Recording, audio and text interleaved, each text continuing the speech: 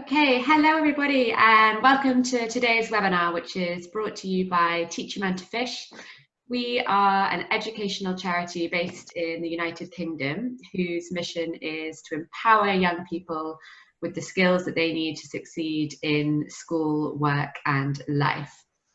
My name is India Jankel and I manage our international business program for schools, the School Enterprise Challenge. This is our sixth webinar in a series of professional development webinars that we've been running for teachers on the topic of experiential learning, preparing young people for success after school. So webinar 1 was on the growth mindset. Webinar 2 was all about supporting students to learn from mistakes. Webinar 3 was on supporting students to become better problem solvers. Webinar 4 was about the power of effective questioning, and webinar 5 was all on the topic of appreciative inquiry. And if you weren't able to attend those sessions, don't worry, because you can find them all on YouTube on the Teach a Man to Fish Learning channel. And today's webinar, that brings us to number 6. It's a really special one because we're very lucky to have 4 guest panelists who you will be hearing from today. So we have Mariam Shujadin and Fuzia Faisal from Habib Girls School in Pakistan. We've got Jobert Ndwenya from Evelyn Girls High School in Zimbabwe, and Silla Edmonds from the Birches Pre-Primary School in South Africa. So I'll just tell you a little bit about how this session is going to run. I'm going to start by asking each of our panelists to tell you a little bit about themselves, their school and the wonderful school businesses that their students are running. So they'll tell you all about their personal experience of implementing experiential learning in their schools through taking part in the School Enterprise Challenge, as well as their top tips for how you can bring experiential learning to your own classroom and how to make it work effectively and with maximum impact. And then we'll make sure to leave about 20 minutes at the end of the session where all of you who are with us today will have the opportunity to ask the panelists your own questions. And before we get started, I'd just like to quickly share some ground rules for today's session. So you'll notice that you're all on mute at the moment. That's because we have about 130 of you with us today, which is wonderful, but it does mean that you can't all be speaking at the same time. But that being said, we would love to make this session really interactive. So as you're listening to the panelists share their stories, if you have any questions for them, please do write your questions and your comments in the chat box, which my colleague Susanna will be managing. And then, as I mentioned, at the end of the session, we'll have a chance to put some of those questions to our panelists and get them answered for you. I can see that some of you are using the chat box to introduce yourselves, which is great. I'll just give you a few more moments to write your name and which country you're from. It would be great to know who we've got with us today. I can see that we have lots of teachers from India, South Africa, Nepal, Zimbabwe, Nigeria. A really international audience as always. A very warm welcome to you all and thank you for joining us. Please do carry on introducing yourselves, and as I say, put your questions as you're listening to today's session in that same chat box where you're introducing yourselves. Okay, so let's get started. First of all, I am going to invite Mariam and Fuzia to introduce themselves to you all.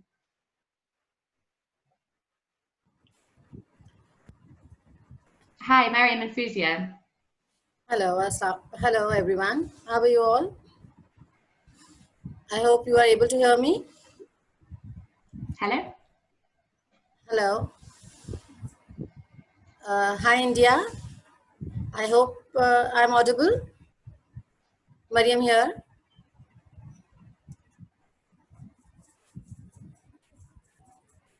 Hello, Mariam. Yes. India, are you able to hear me?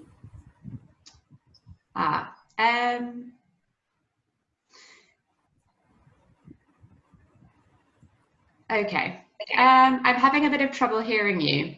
Bear with me one moment. Okay, that's better now. Great. Hello. Hi. Please do Hi. introduce yourself. Tell us a bit about yourself, your school, and the businesses that your students are running. Okay. I hope I'm audible. Yes. Okay. Hello, everyone. I'm Mariam Shajauddin. I'm from Habib Girls School. It is in Karachi, and which is the biggest city of Pakistan. Our school is a big name in Karachi, and it is one of the most famous schools of Karachi. And we have a very huge campus, a big campus, and a purpose-built campus. And the students, the ages of the students who are studying in our school are from 3 plus till 17 years. So because we have pre-primary sections, primary section, secondary section, and higher secondary as well. And Habib Girls School actually believes in a lot of extracurricular activities, and that is the main reason we have been a part of School Enterprises Challenge. We are running two businesses. One is named as Grains Diammer, and the other is Beliza. These two businesses are managed by me and Ms. Fauzia Faisal, and we have been the part of School Enterprise Challenge since 2 years. Our business, which is related which is named as Grains Diammer, is actually related to potted plants, and these are we are selling customized potted plants with customized messages.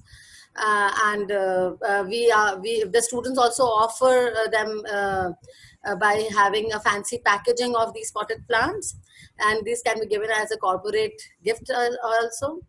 And the main idea of this business came to our mind because actually when we were initiating, we were starting and brainstorming for the ideas of the business.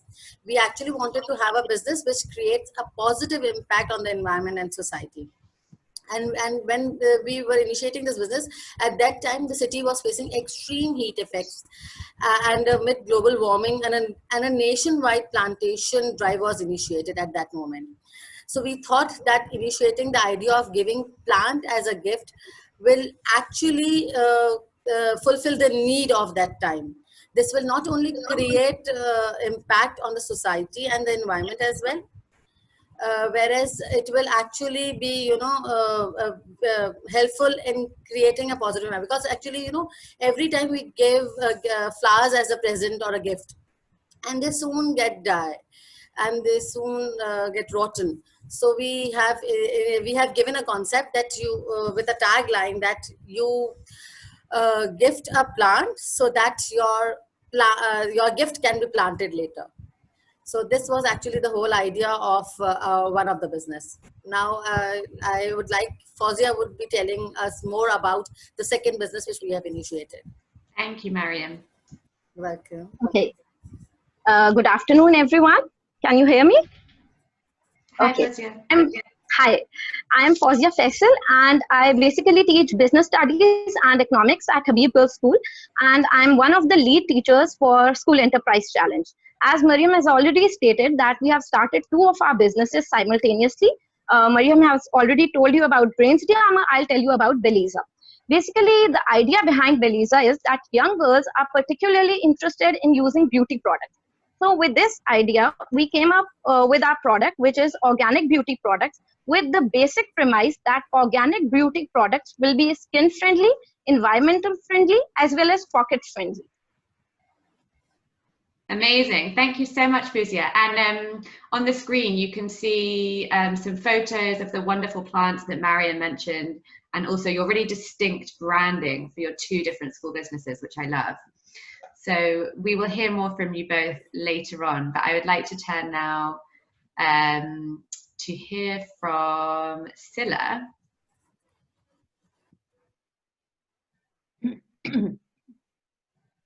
Hi, Scylla. Oh, wonderful. Can you see me? Not yet, but we can hear you. Okay. There we go. Oh, there you go. Right. I think I teach the youngest of children, and you'll see that we're very lucky. We have our own shop at school. That there is our farm stall. We have an eco school and a very proud, sustainable living campus. Now, if you come to our school, you'll be able to recycle, you'll be able to buy fruit that come from our fruit forest, you'll be able to buy eggs from the hens that are actually on the side of the playground. And you'll also notice that we have very many visitors. We often are used as a demonstration green campus. We host outings and tours and workshops. And of course, people are very impressed when our students are only 3 to 6 years old, and they will tell you more about permaculture and how to raise hens. So this year, our business is, we've got a brand new flock of hens. So we've got really nice free-range eggs. And we also have 2 other products we are bringing in. One is called Weed Zapper, something that you can make up in the kitchen to kill the weeds in the paving near your home. And the other one is worm tea that comes from our worms. So it's a very different school, but we have a lot of fun and we believe we're playing a good part. Amazing. Thank you so much, Silla. We're going to return now to hear a little bit more from Fuzia and Mariam, and then I'll come back to talk more with you about your experience of experiential learning with your young learners.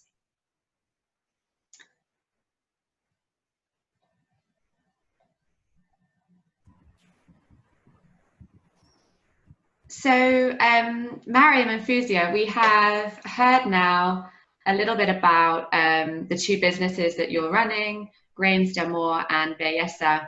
But what I'd like to ask you now is how it is that you implemented experiential learning in your classroom. So what is it that the learners were doing, and what were your roles as teachers, as facilitators? How did you create the environment for that experiential learning to happen? Okay. As the word experiential learning says, that learning with experience. We have tried our level best to create an atmosphere and an environment in which the students can have a better approach towards experiential learning, because we believe that students can have a better grasp, like they can grasp concepts in much better way if they're having the experiential learning. See, because of this experiential learning, we were able to make our students learn concepts more effectively, because through the School Enterprises Challenge, as the students who are associated with the School Enterprises Challenge are mostly the business studies students. And they have many things in their syllabus which is actually related, and they have utilized those concepts in this School Enterprises Challenge. For example, they have been maintaining the financial statements, the cash inflows, the cash outflows. They were just able to learn these concepts in the class, and then apply these concepts effectively by managing the real cash inflows and cash outflows. They were able to manage the documentation process, which they have just learned in the classes and then experienced by doing a real hand projects. So this is how, like, because of this we have provided students with an opportunity to be more creative, because they were coming up with the ideas, how to promote their business, the different marketing strategies they were coming up with, and actually that proved to be wonderful strategies. So this has provided not only the students to be more creative, but actually help them to develop their interpersonal skills as well, because these were the students who were dealing with with their customers, which were actually sometimes our school students, the other students from the other schools as well. And this experiential learning also helped them to, you know, realize that their mistakes are the most valuable things, because they have been gaining experiences, and because if they are making any mistake as well, then even, you know, that was actually counted as an experience for them. That means they have learned a lot from their mistakes as well.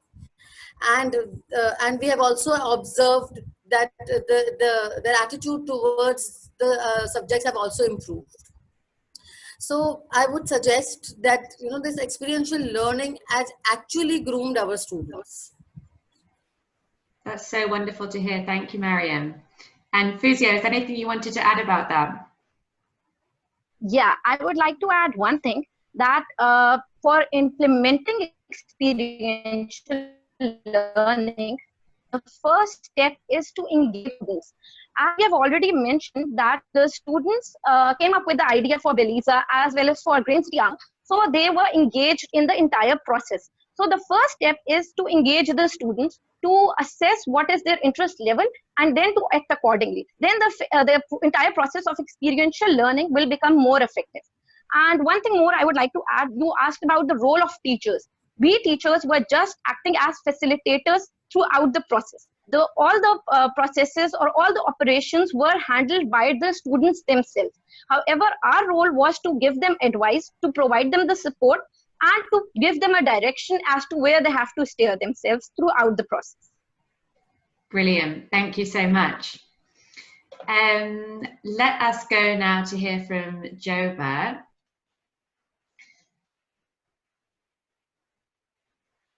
Hi, Joba.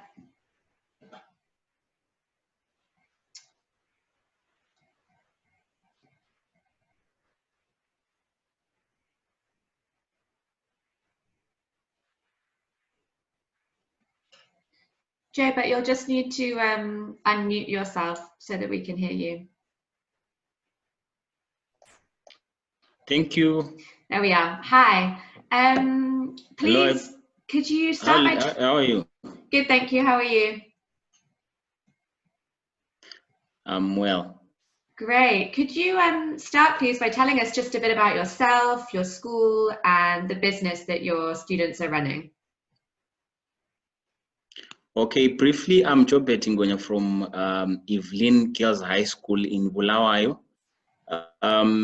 We're an urban-based school catering for 13 to 19-year-olds. Our main business is a digital magazine for teenagers, which was launched 2018. 2019, we had another business idea that we dropped into the portfolio. That is the baking of cookies made from an indigenous nut known as Bambara nut, originally from West Africa. Basically, that's all about Evelyn High School. Great, thanks. And so you've got two businesses now. You've got your digital magazine and you've got your cookies made from the indigenous Bambara nut. And I wanted to ask you the same question as I just asked to Fuzia and Mariam. If you could tell me a bit more about how experiential learning works with your students, what it is that the students do, and how you facilitate that learning and reflection process, what your role is as the teacher. Okay. Basically, maybe what I should point out is that I'm not a business studies or accounting teacher. I'm just one person who's interested in quality education for the learners. And that said, with our current curriculum, there isn't much that the students come out with as far as the 21st century skills are concerned. So I took up School Enterprise Challenge as a way of trying to reach out to the quality education that we all desire for the learners. So my role, therefore, as a teacher, I facilitate as far as I can using the resources that I'm getting from School Enterprise Challenge, from business idea generation, through the coming up of a business plan. But I so much get much assistance from resource persons that I get from my friends in the outside the school setting.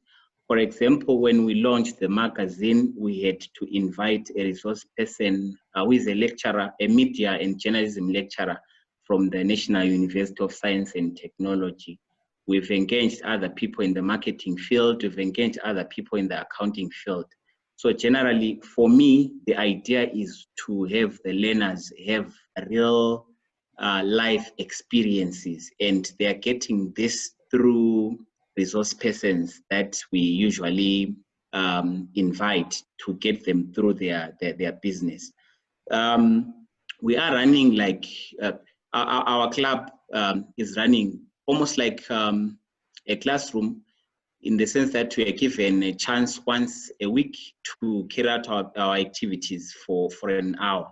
So for student-based learning, they meet every Wednesday, and that's when they carry out their activities with my attendance. In some cases, I don't attend, depending on whatever task they are working on. Then they just give me feedback. I give them advice where there is need. Then where there is need to connect with the administration, I then facilitate for that. But basically, they are really running the show. I only come in when there is need to engage with the school administration, and when we need to get resource persons from outside the school.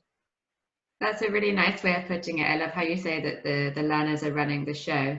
And I'm glad as well that you pointed out that you're not a business studies or accounting teacher, but that doesn't matter, because you can call on the expertise of marketing professionals and accountants and so on, to really bring that learning experience to life with real life experts for your students. It's great.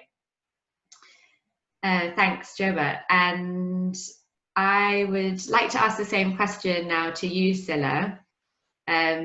Since your learners are so young, you'll have a different angle to bring to the conversation. So please tell us a bit more about how it works with your young learners.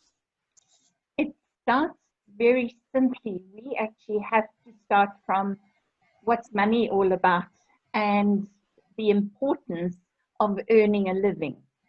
So for our business, our children have to buy into the business. They have to have communication skills. So I encourage them to go to their parents, ask them if there's any way that they can earn some money, because money doesn't grow on trees. And then the children are challenged to try and earn 10 Rand. And they come back to me and they ask if they may become a business buddy, and may they buy a business buddy bracelet.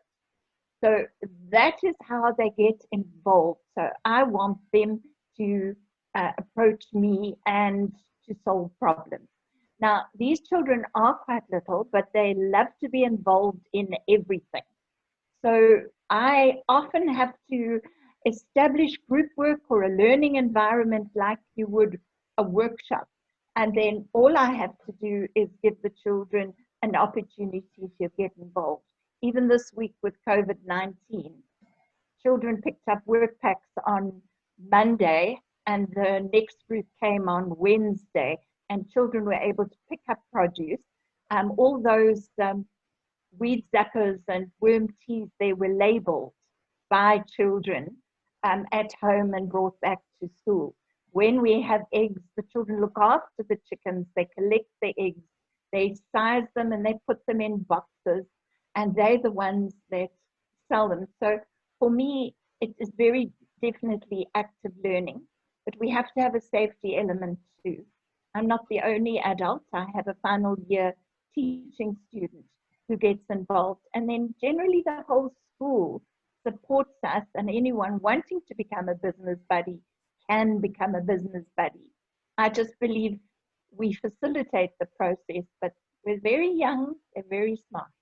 And I love your idea of having the business buddy bracelets for that visibility for the learners, so they feel proud of what they're taking part in. And they've got a high five symbol and a low five symbol if they are part of the team. Great. Okay, thank you, Silla.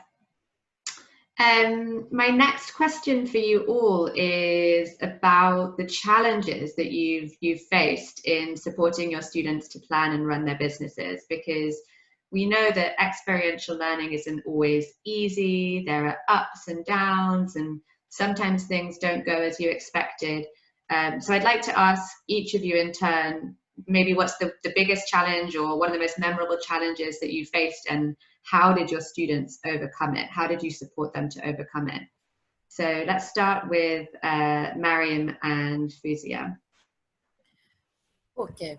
If we are going to talk about challenges, so there were a lot of challenges. And it was a roller coaster ride. And actually it is. The biggest challenge is uncertainty. Because, you know, things sometimes don't go as you are expecting them. And this is the most I would say that important, the most biggest challenge for us, because we have to decide. We always used to have a plan B, because we would say that if the plan A does not go well, then what will be our plan B? So this is the biggest challenge. And you know, continuing with the school enterprise school enterprise challenge along with the regular studies, because the as I've already mentioned, these were the students of grade 9th and 10th, and they have a lot of pressure of the board exams as well. They have to produce a better result in their board exams as well. So they have a pressure of the studies, and along with that they have to, you know, give some time to the school enterprise challenge as well. So yes, the students have done a wonderful job. They have managed both of the things very well. Yes, this was the main challenge for the students, to maintain a balance between this extracurricular activities and the studies. And yes, our students have done a wonderful job over here, and they have really made us proud. Great. Yeah, you've got a lot to be proud of. Thank you, Mariam. Fuzia, is there anything that you wanted to add on that? Yeah, I would like to add one thing that, as Mariam has also pointed out, one of the biggest challenges of experiential learning is the fear of failure. Many students are skeptical to experience the entire learning process just because of the fact that they are going to fail or they are going to make a mistake. So this was something that we initiated with, and we used to convince our students that even if they are going to make a mistake or they are going to fail in the process, they have to stand up and they have to struggle until and unless they succeed in achieving their goals.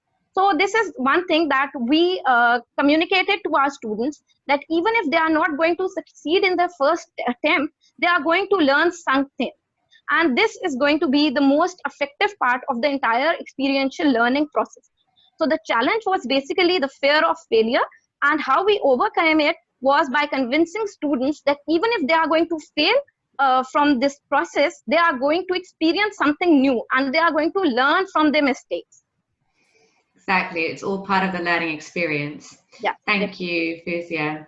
Joba, I would like to ask the same question to you now. What challenges did your students encounter, and how did they overcome them, and how did you support them to overcome them? Okay, thank you. Our main challenge, I think it's our curriculum is very wide. So as a result, it really becomes difficult because our company activities are considered as extracurricular. And that being said, you have a problem from the colleagues who feel like you are just taking away the students. There isn't much that you're doing that's really contributing at least to what they expected to sit for come end of their year or come end of their course. So as a result, you don't really get enough time with the learners. In some instances, you go the whole week without seeing them because they had other exam-focused activities that they were supposed to carry out. And the other challenge that's been there, in our case, maybe because our business is more focused on the community more than being school-based. our clientele being outside the school, especially the magazine. So the time to go out and conduct yourselves becomes a bit of a challenge. And we then resorted to social media marketing, which is not yet, it hasn't really taken root within our society. People still believe in the face-to-face kind of a selling. So at the end of the day, the students really don't get to the core of what they're supposed to learn, because some of the things we really had to cut corners without, for example, in the case of selling, without following all the due processes that we would have wanted to follow. Then on the part of the learning time being dedicated more to the exam subjects, I've tried to work with the willing colleagues to try and explain that what they are doing as a school-based business is actually part of the curriculum. We are trying to bring the whole curriculum into one subject. So I've had positive feedback from some teachers who then will take up some of the topics that they ordinarily teach as part of their subjects, and then come and teach to my learners during that particular time. So at the end of the day, we are killing two birds with one stone. They are fulfilling the objectives of their curriculum subject, and at the same time, getting, the 21st century skills through the School Enterprise Challenge. Brilliant. Thanks, Joette.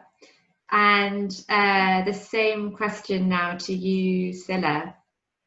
Okay, I think a very big problem in a lot of schools is their curriculum that is so full, and how do you fit it in? So like the others, we started as a club. And once the children got involved, we somehow found times to do it. Our other one was to try and find the customers. So it would be passing trade, past the farm stall or at school functions. We had a lot intended for our sports day when COVID came in, unfortunately. But to get the children motivated, I do challenge them to see who's going to be the entrepreneur of the day. So they are encouraged to use their own initiative. So not only are we using passing trade, but I offer certificates for children who have sold 5 boxes of eggs, or as it's going to be, who can actually have sold 10 or 20 bottles of weed killer. And they will get their own certificates as they go along, gets them in talking to parents and folk at home. And then the last thing is, with the COVID-19, we've had to really think hard as to how we're going to do this. So we're probably going to work more now with social media, try and put as much as we can on our school Facebook and our D6. This is what entrepreneurs are all about, is they become very good at solving problems. And we certainly work with a lot of teamwork to try and do this. And even small children can actually have an opinion too. Wonderful. Thanks so much, Silla.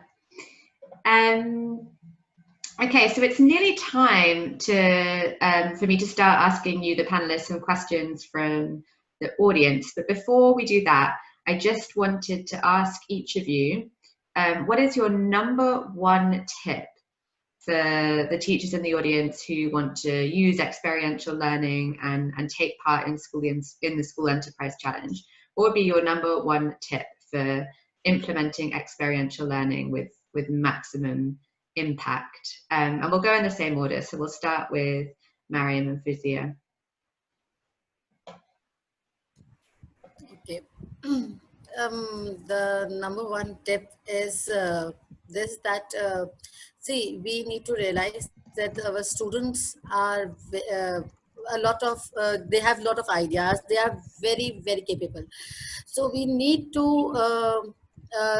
leave things over on them as well. and we need to have their opinion and say in everything, because they are young minds. They have many new suggestions, and they can work far better than us if they are guided properly.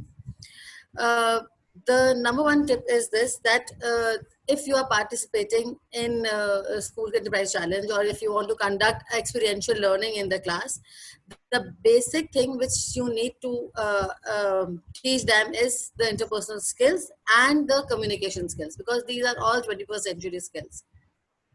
Because this would not only provide them with the opportunity to embrace the life skills, but also help them in the longer run in their life as well, because this will teach them the teamwork, cooperation, creative thinking, decision making, and whatnot. So the very first thing which I would say is ask them to create awareness, and this is only possible, like in our school, the students have created awareness of their business by creating by creating a campaign over the social media. They have created a Facebook page, they have created an Instagram account, and this is how, and they were handling this very responsibility. They were also sharing their experiences and their journey through different blogs. The only thing is this, that they are creating awareness and they are creating learning opportunities for others, not locally but globally. And they are actually responsibility taking and uploading things on this, so that everybody gets an opportunity to learn. So inspiring. Thanks, Mariam. And Fuzia, is there anything that you would like to add on that? Yeah, as Mariam has rightly put it, that we need to involve students in the entire process of experiential learning. I would like to add here that as facilitators, we teachers must make sure that the students also keep on reflecting upon the practices. We must make sure that whatever the process has been followed, after that, the students do reflect their process. And as you guys have mentioned in one of your earlier webinars, that metacognition is one of the essential phases of the learning journey.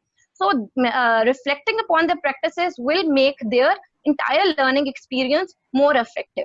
And for this purpose, we have initiated the process of writing their blogs. The students have been writing their blogs after each and everything they have been doing in their business. So for instance, when they conducted a sales, they used to write a blog on it. So in which they reflected upon their strengths as well as their weaknesses. And after that, they planned how they are going to overcome their weaknesses. That's a really nice example. I'm glad that you mentioned that, Fuzia, because we've spoken in earlier webinars about student reflection journals being a great tool for learners to reflect on what it is that the experience that they've gone through, but all the better if they can do it on a blog, because that way it's public and it also acts as a promotional tool for the business as well. So that's great to hear. Jobert, let's go to you now. I would like to hear, what is your number one tip?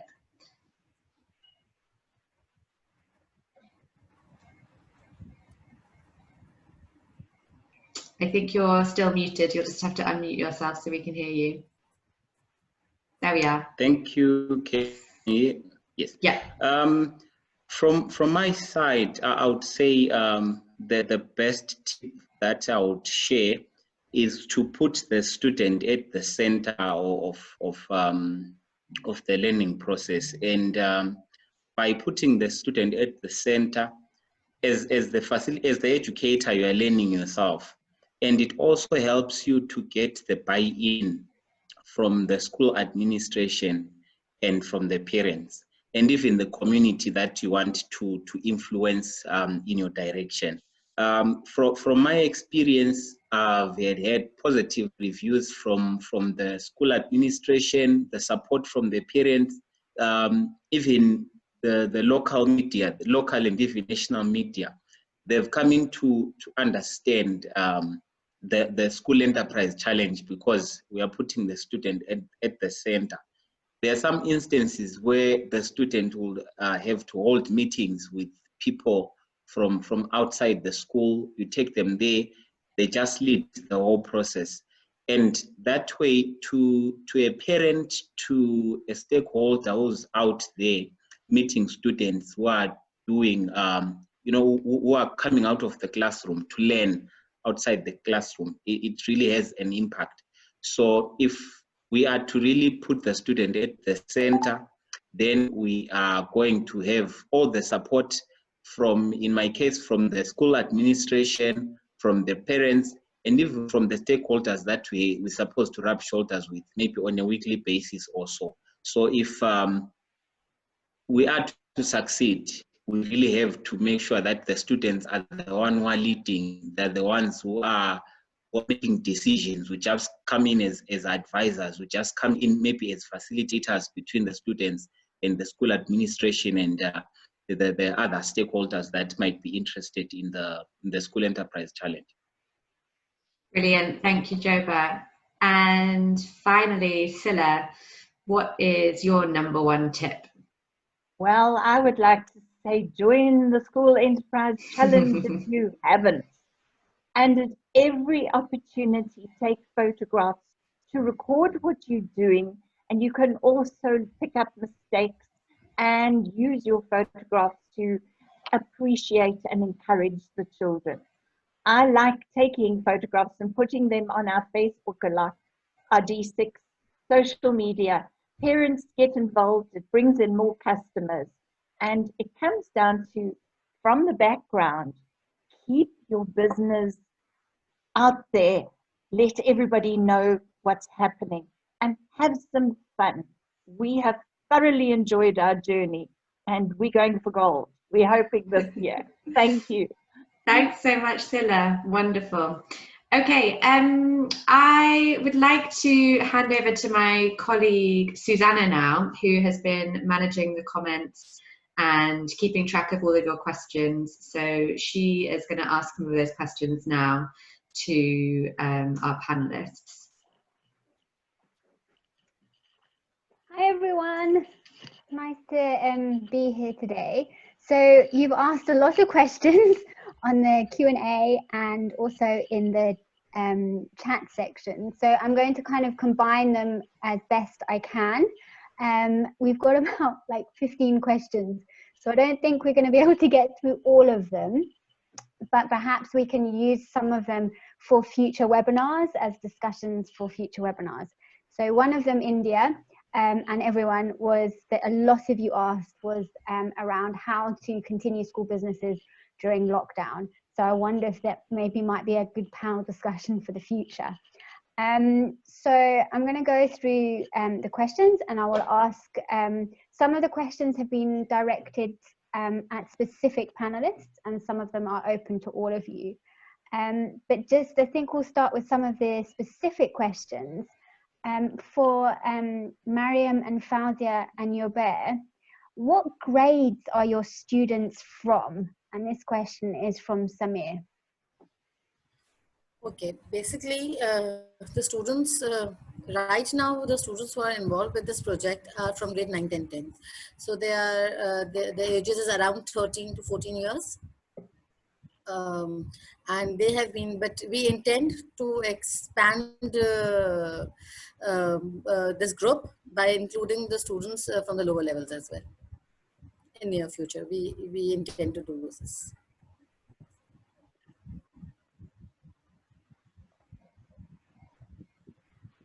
And Yober, how old are your learners? learners? In my case,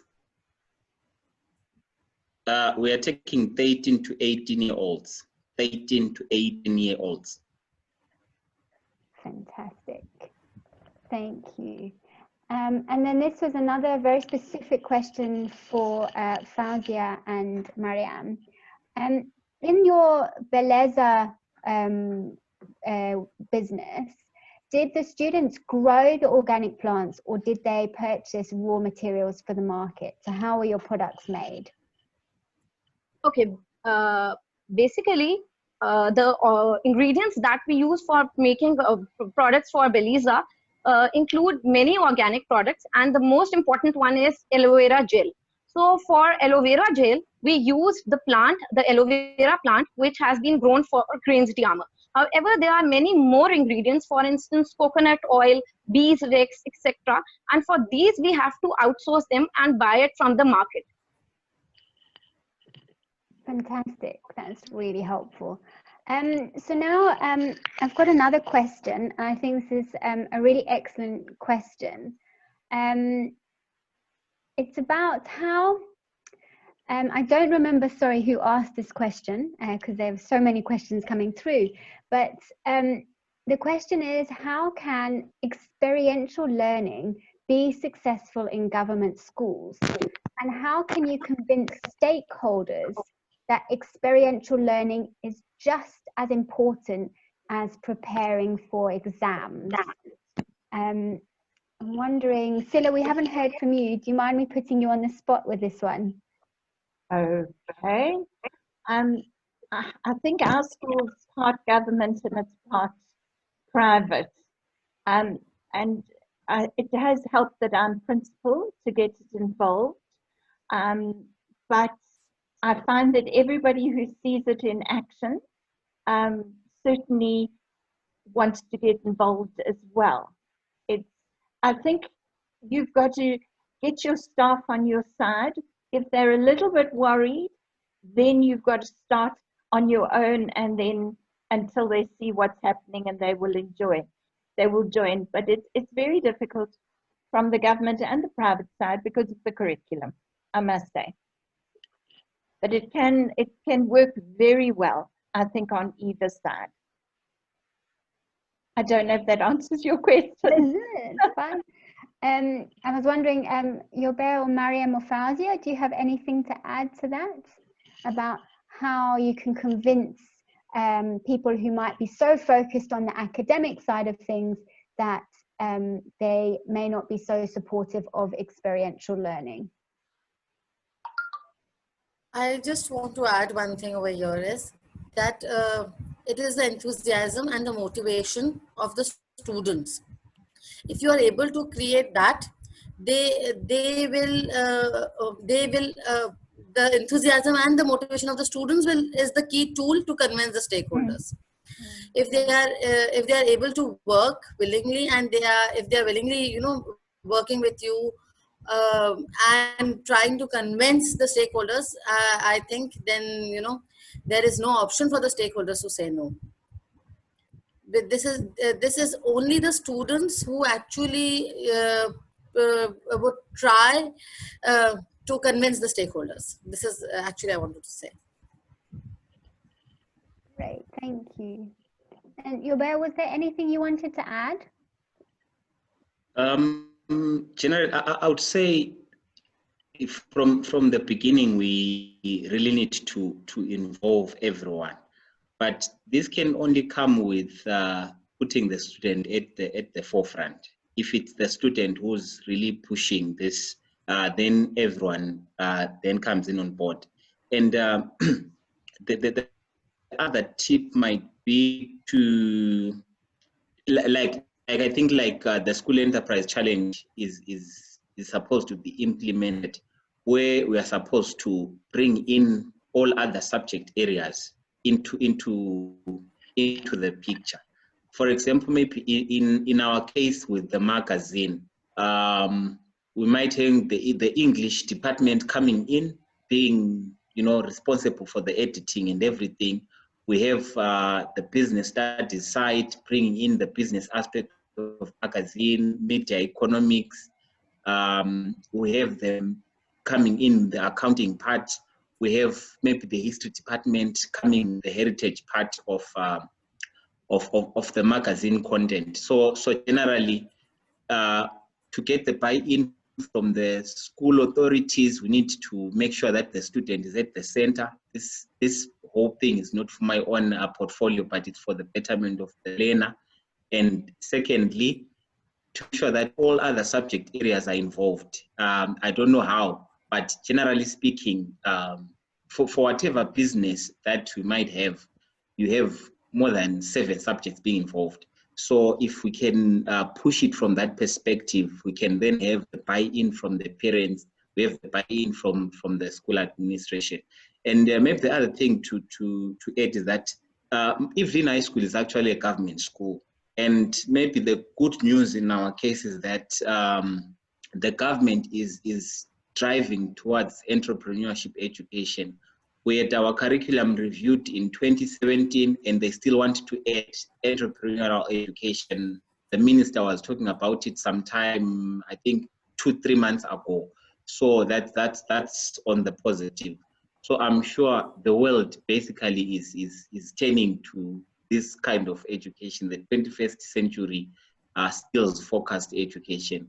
In the long run, we're going to have a worldwide buy-in. I'm sure that's very possible. Can I add something, Susanna? Of course. I just want to say that earning money for a school is good, but it's very difficult when you don't have any say in how it's spent. Now, our enterprise challenge business is called Sustainably Yours. And the money that we earn for that is used and plowed back where the children and I and the campus need. It is a spare account of money that we use to keep our projects going and for things that are special. It does not go in the budget at any stage. It doesn't get involved with school fees or the hierarchy. It's purely a fund that is there to go forward, if that makes sense. And that seems to get a lot of people involved because they can see that the money will be passed over the following year if we need to, and for sustaining projects. Fantastic. I'm glad you raised that, Silla, because I think there are a number of schools around the world that use the profits or part of the profits to support school projects, whether it's building extra classrooms, buying books for the library, buying uniforms for learners who otherwise couldn't afford to. So there are multiple benefits as well as alongside the experiential 21st century skills that you mentioned. There's also a kind of sustainable, like your name, benefit as well. So I think your points actually lead on very nicely to two questions that are kind of connected. Yube, you mentioned that there were 7 subjects that you are kind of working with. And there was one question about, can you make all subjects experiential? So I think you've sort of touched upon that. And then the other question was, did you as teachers and head teachers, did you add in the experiential learning? Did you add this in, or was it within the curriculum already? And that question was from Krishna Prasad. And maybe we can start with your bear. Sorry, thanks. Okay, theoretically, it is part of the curriculum. Like I said, our curriculum was reviewed in 2017. So theoretically, there's that entrepreneurial element that is within the curriculum. But because we're still traditional, the education system is finding it hard to include experiential learning. So I took it upon myself, at least within my context, to try to borrow from the theory in the curriculum and then involve other teachers who are ordinarily not following the theory in the curriculum, but we are still both in the traditional learning that we've been doing pre the coming in of the new curriculum. So from 2017, generally, we're expected to be doing much of this outside classroom learning, but the resources are not yet permitting because classes are large. You have a teacher with seven classes, so it's a bit really difficult.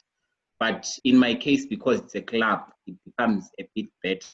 Then involving other subjects, I'm doing it through, like in the case with the magazine, there's a component that you think the physics teacher can take this, the English teacher can take this, the heritage studies teacher can take this. Then at the end of the day, I have the colleagues getting the buy-in.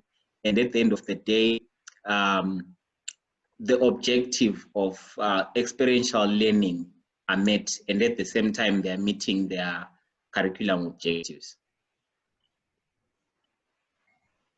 Fantastic. Is there anything any of Sila, Fauzia, Mariam, would you like to add anything to this one? Or should we move on to another question? I would like to add one thing, that the School Enterprise Challenge has actually provided this experiential learning opportunity, and which was actually an excellent opportunity, because we were able to connect maximum subjects. I would not say all the subjects, but yes, we were able to connect maximum subjects. For example, mathematics was also involved in order to keep the records. Business studies were also involved. The students were writing blogs in order to share their experiences. So the language teacher was also involved here.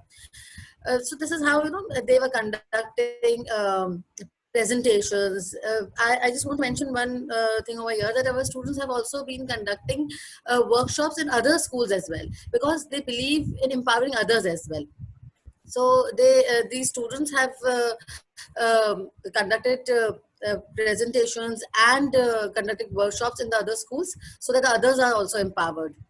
So they have made presentations, so ICT skills were also involved over there. So I think, yes, we have utilized this opportunity to its maximum, and we were able to accommodate many subjects. And very definitely in the foundation phase, you're concentrating mostly on numeracy, literacy, and life skills. And you're quite right. If you look harder, you'll see it's completely cross-curricular. And once teachers start getting involved as well, you have more and more children taking part. For us, it's pretty much the whole school, but it's those business buddies that step forward and seem to be the ones that use the initiative more. But it certainly is something that you will do year after year once you've had the first successful year. It's just a new way of thinking, and I think it's very important in where.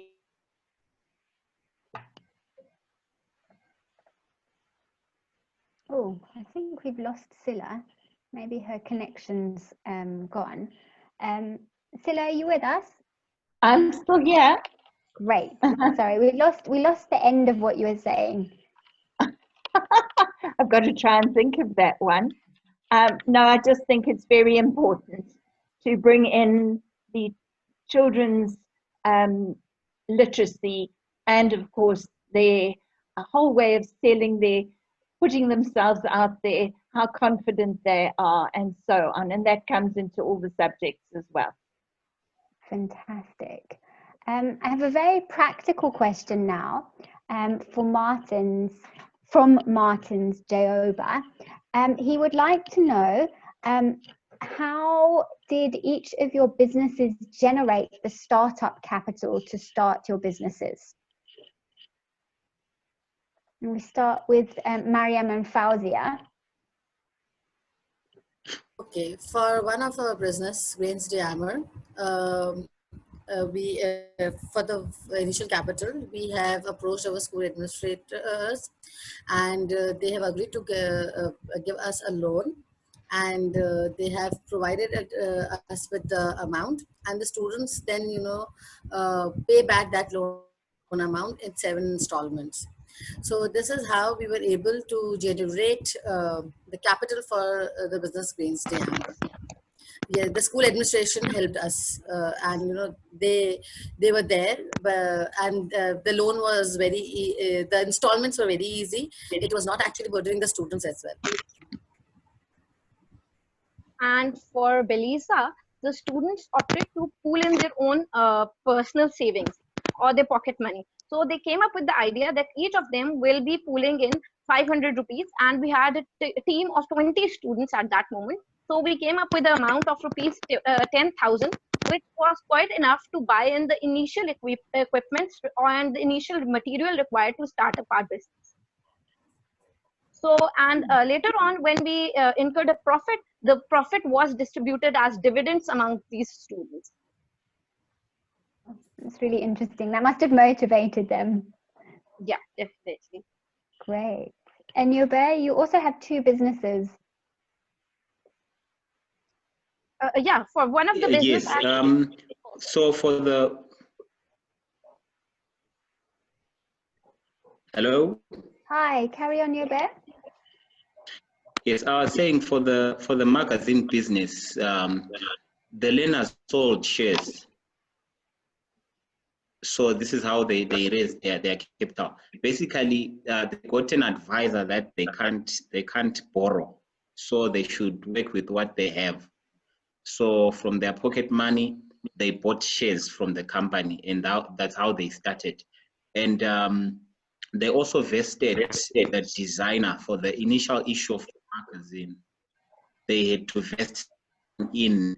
They gave him, say, in quote unquote, part of the business because of the skills that he had, although it was not necessarily part of the business. Then even for the cookies business, they did the same thing. They sold shares amongst themselves.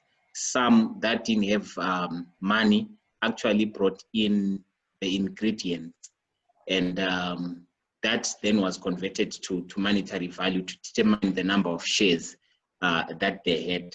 The other, as the business was going on, whenever we're facing financial challenges, they will venture into other fundraising activities. For example, 2019, we had to sell burgers to other learners as a way of trying to finance some of the business activities that we had. Fantastic.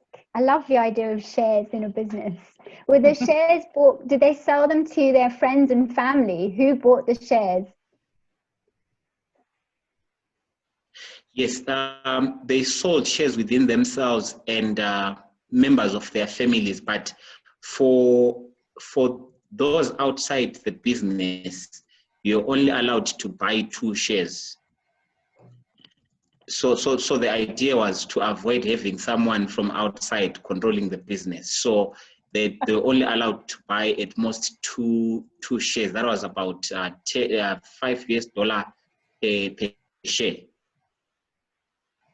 Fantastic. I really like that you've thought this through as well and thinking about business ownership and everything. That's amazing. And Sila, what did your young learners do to raise the startup capital? And we really into the School Enterprise Challenge. We have an annual event. It's in the second term where we challenge the parents. If 200 Rand is the last money you've got in your purse for the month, how can you earn more money? So we have an entrepreneurship evening, and we charge the family 50 Rand for their spot. And whatever they sell on the evening, they keep the profit. And I get them to write a little business plan and everything like the School Enterprise Challenge does. But the 50 Rands for all our tables goes towards our business for that next year. And that was exceedingly popular. Sometimes the parents share the money with the school business as well. But that's an annual one. that is fantastic because I love the element of connecting the community and the parents and making the business really a whole community-wide affair. And I've seen some of the products. So I'm in South Africa, so I've had the pleasure of seeing some of the products that the parents make with their kids, and they are quite incredible, like skincare creams, all sorts of food things, and parents using their skills and sharing them with their students, with their kids, sorry, to make these fantastic products.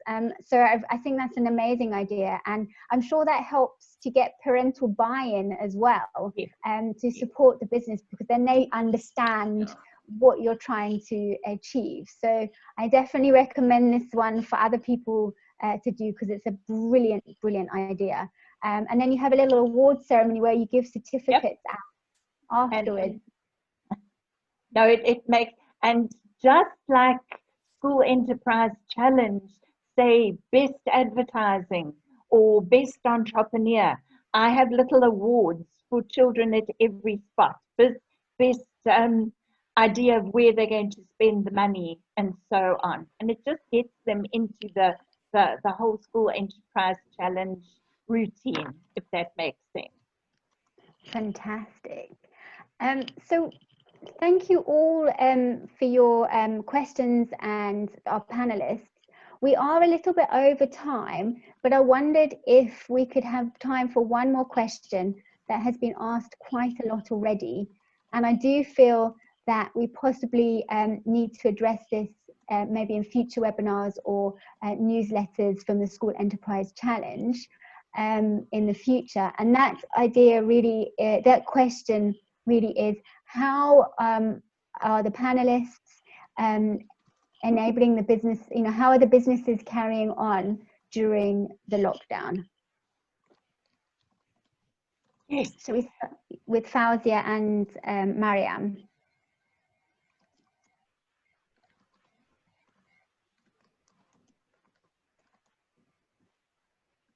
Okay, so as far as our sales is concerned, sales, even before COVID-19, we have been providing an online platform for students to sell their products, which was mainly through their social media pages and through online buying and selling. So sale is still continuing through online mediums, and for students discussing their business ideas, they generally meet through their WhatsApp groups or other internet platforms, and they discuss ideas for their businesses. Fantastic. I think WhatsApp's such a powerful tool to connect people quite easily and also very cheaply. So it's great to hear that they're using WhatsApp. We use WhatsApp at Teach Man to Fish to connect all our teams and often have meetings on WhatsApp, and it works really well. That's great.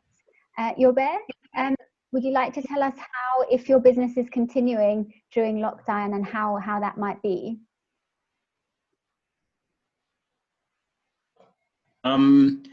For the magazine, we managed to continue because it's digital. So we managed to create content online, and we issued our May edition on the 30th of May. So that was a success. We didn't have any challenges really. We only had one shoot where someone had to travel from one end of town to the other end of the town to carry out a photo shoot, but still it was within the confines of the lockdown regulation. Then the other business, the cookies business, is on pause because it involves a lot of traveling on the part of the learners. So in the moment, we are just keeping the students busy with other activities, not necessarily the production part. Fantastic.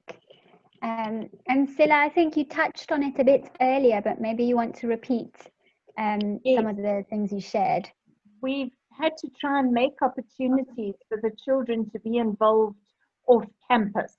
So that's why when they came to collect one set of workbooks, I gave them a crate, and then they brought it back again.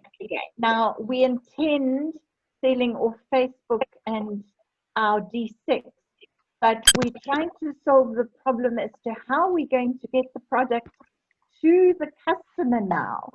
So we're anticipating using our local spa and asking them if between 10 and 11 on a Saturday morning, if we have a table, could folk come and fetch, and it would also be open for everyone. It is a spa that's very keen on supporting local. I've got one of my stories there already. They know us, they support us when they possibly can. So you've got to have a relationship with other businesses out there. And I just feel that if it's outside the local grocery store, where people would come anyway, they're not having to go round to the school, which is still not allowed in lockdown. So we're trying to think of other ways, but that's what we've come up for now. Fantastic. And I think it was you, Sila, who said, like, you using your entrepreneurial mindsets to overcome the problems that are presented to us at the moment with the lockdown. And quite often, you know, problems and challenges are actually opportunities in disguise. And the talent of an entrepreneur is to be able to identify to identify problems and then to find the solutions to them. So it's fantastic to hear all the things that you're doing to continue your businesses, using technology, thinking outside the box, and it's brilliant. And I hope to all our attendees that you found some of these things useful. I'm sure that in the coming days and coming weeks that we could probably carry on thinking about this particular question and maybe gathering what other schools are doing around the world and sharing that with everyone. Do you think that would be possible, India? I'm putting you on the spot here. Yeah, absolutely.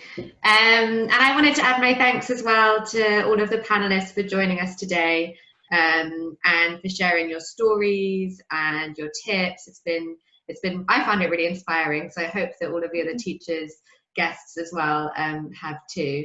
And thank